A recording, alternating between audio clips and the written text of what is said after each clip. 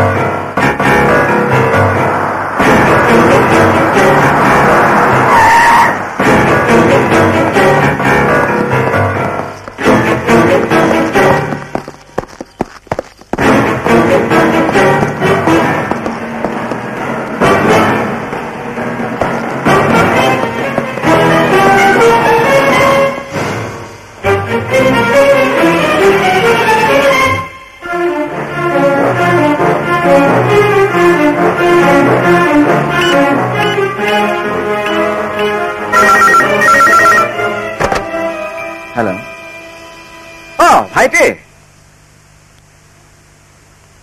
কেনেকৈ